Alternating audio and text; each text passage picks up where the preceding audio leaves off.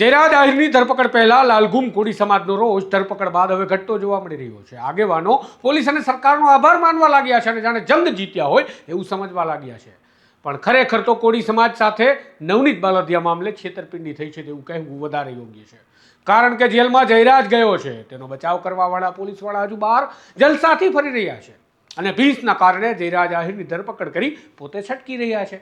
ખરેખર કોળી સમાજ અને તેમના આગેવાનો માટે મુખ્ય આરોપી જયરાજ આહિર નહીં પણ પોલીસ છે।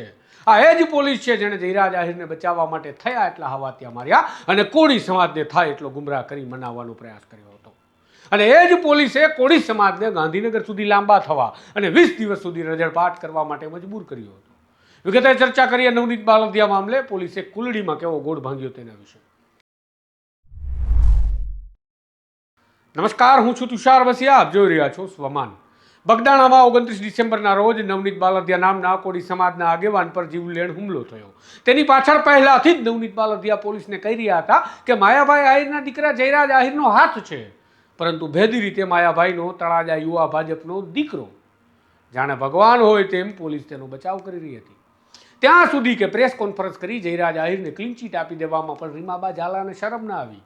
બાદમાં કોળી સમાજ ગિન્નાયો અને સંગઠિત થઈ વિરોધમાં ઉતરતા પોલીસે પહેલી વખત થૂંકેલું ચાટી પીઆઈ ડાંગર પાસેથી તપાસ આંચકી લઈ મહુવા પીઆઈ કે.એસ. પટેલને સોંપી દીધી। પછી પણ કોળી સમાજે પોલીસની બાળાગોળી સામે વિરોધ શરૂ રાખ્યો અને પોલીસે નાટક શરૂ કર્યા અને રીમાબા પાસેથી ચાર્જ આંચકી લીધો અને ડાંગરની બદલી કરી નાખી। છતાં પણ કોળી સમાજે એક જ વાત પકડી રાખી કે માયાભાઈનો દીકરો જેને નવનીતભાઈ પર ષડયંત્ર કરી ગુંડા મોકલી હુમલો કરાવ્યો છે તેને પકડો, અને છેક મુખ્યમંત્રી પાસે કોળી સમાજના નેતાઓ અને મંત્રીઓ ન્યાય માટે આજીજી કરવા ગયા, ત્યારે જઈને ભાવનગર રેન્જ આઈજી ગૌતમ પરમારે એસઆઈટીની રચના કરી અને એસઆઈટી પર સતત તપાસનું દબાણ કોળી સમાજે ચાલુ રાખ્યું અને આખરે પોલીસે જયરાજ આહિરની ધરપકડ, આ આતંકી જેવા કૃત્યના મામલે જયરાજ આહિરની ધરપકડ કરી અને કોળી સમાજના કેટલાક આગેવાનો ખુશ થયા અને પીડિત પણ ખુશ થયા કે હાશ, જયરાજને આખરે પોલીસે પકડી લીધો।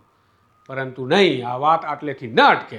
પોલીસ વારંવાર થૂંકેલું ચાટી રહી હતી એ વાત ખુદ એસઆઈટીની કાર્યવાહીથી પોલીસે વિના બોલીએ સ્વીકારી છે। એસઆઈટીએ જયરાજ આહિર સહિતના વધારાના આરોપી પકડ્યા એ સૂચવે છે કે પહેલા બગદાણા પીઆઈ ડાંગર, મહુવા પીઆઈ કે.એસ. પટેલ અને ડીવાયએસપી રીમાબા ઝાલાએ કોઈને કોઈ રીતે જયરાજ આહિર સહિતના આરોપીને છાવર્યા હતા અને માટે જ કોળી સમાજને છેતરવામાં આવ્યા તેવું કહી શકાય। જો તેવું નથી થયું તો ખરેખર જયરાજ આહિરને બચાવનારા આ ત્રણેય પોલીસ અધિકારી સહિત ભાવનગર એસપી નીતિશ પાંડે પણ જેલ ભેગા કાર્યવાહી થઈ અને થવા જોઈએ, કારણ કે નીચેના અધિકારી ધાંધિયા કરતા હતા એ એસપીને ખબર જ હતી। જો ન હતી તો શા માટે પીઆઈ ડાંગરની બદલી કરી, શા માટે ડીવાયએસપીનો ચાર્જ આંચકી લીધો? એટલે એસપીને પણ ખબર જ હોવી જોઈએ કે તેની પોલીસ શું ધાંધિયા કરી ગંભીર ગુનામાં આરોપી જયરાજ આહિરને છાવરી રહી છે।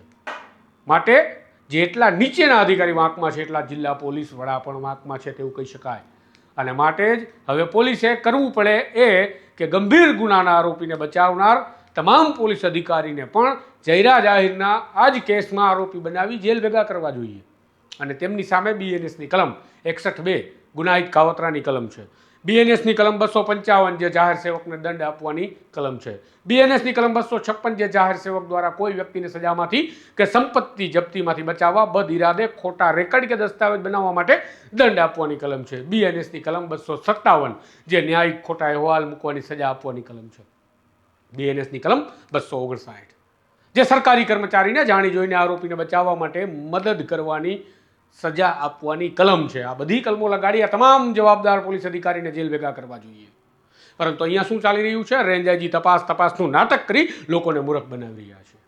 આમાં પોલીસ તપાસ શેની કરે? આમાં તપાસ શેની? જયરાજ આહિર આરોપી હતો અને પકડ્યો તેવું એસઆઈટીએ સ્વીકાર્યું છે, સાથે વધારાના આરોપી પણ પકડ્યા છે એસઆઈટીએ। આ વાત જ સાબિત કરે છે કે પોલીસે ધાંધલી કરી હતી, તો તપાસ હવે શેની કરવાની છે રેન્જ આઈજીને? જો તેવું નથી તો શું સમજવાનું આરોપી જયરાજ આહિરને ખોટો પકડી લીધો છે એસઆઈટીએ? તો નિર્દોષ હતો જયરાજ આહિર એટલે એસઆઈટીએ તેને છતાંય ફિટ કર્યો છે? જવાબ ના છે તો સીધો મતલબ છે કે પોલીસ અધિકારીઓને જેલમાં ધકેલી દેવા જોઈએ, કેમ કે તેમણે તપાસ કરી તો કેમ જયરાજ આહિરનો દોષ તેમને ન દેખાયો? કેમ પોલીસ અધિકારીઓને વધારાના આરોપી મળ્યા નહોતા જે એસઆઈટીને મળ્યા છે? શા માટે 8માંથી 4 જ આરોપીના રિમાન્ડ લઈ કોકડું ભીનું સંકેલવાનો પ્રયાસ કર્યો હતો? આ બધી બાબતો સૂચવે છે કે પોલીસ અધિકારીઓએ ક્રિમિનલ મિસકન્ડક્ટ કર્યું છે અને માટે તેની પણ તેને સજા આપવી પડે. જો તેવું નથી થયું તો 100% કહી શકાય કે કોળી સમાજનો રોષ ડામવા માટે પોલીસે એક વ્યક્તિ કે એક સમાજને નહીં, આખા ગુજરાતને મૂર્ખ સમજી રાખી છે. તમારું શું કહેવું છે કમેન્ટ બોક્સમાં જરૂરથી લખજો. નમસ્કાર.